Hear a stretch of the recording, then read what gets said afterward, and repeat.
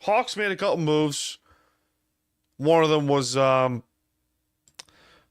think we all assumed that this trade was incoming for about a year or so, depending on who you ask.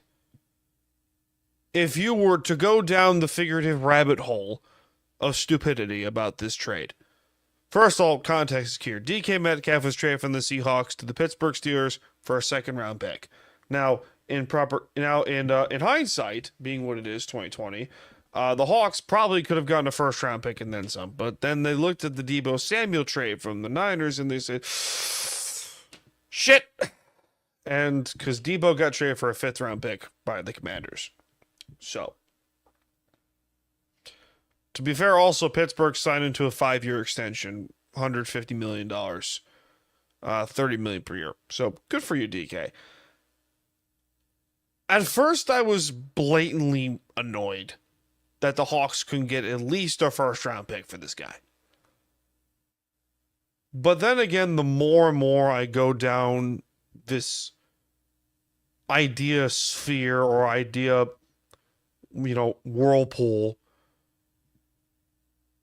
a lot of fans are asking this question. Is it finally time for a Seahawks rebuild? Now, I counter that argument by saying, who rebuilds after 10 wins? What kind of psychopath rebuilds a team after a 10-win season? Oh, what about San Francisco? Because, the Niners the 49ers are in a really bad spot. Because they're going to have to pay Brock Purdy. They're going to have to pay Brandon Ayuk. They're paying Brandon Ayuk. They're paying Nick Bosa. The Brock Purdy contract I just mentioned beforehand is going to be astronomically massive.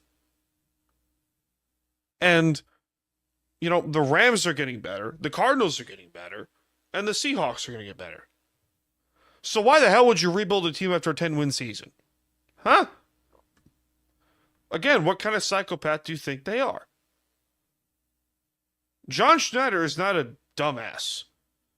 He can be when it comes to, picking offensive linemen in free agency. But at the same point, we're just fans. We don't make these decisions. If we did, I guarantee you we'd mess it up. We probably would. Because at the end of the day, we're not getting paid millions and millions of dollars to run a football team. We're just fans, okay? We can have our opinions on what the Seahawks should have done or should do.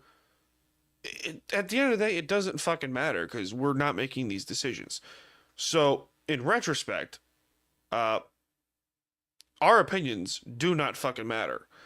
Now, on the case of the Metcalf trade, I, for one, was all for it if you were going to get a decent return.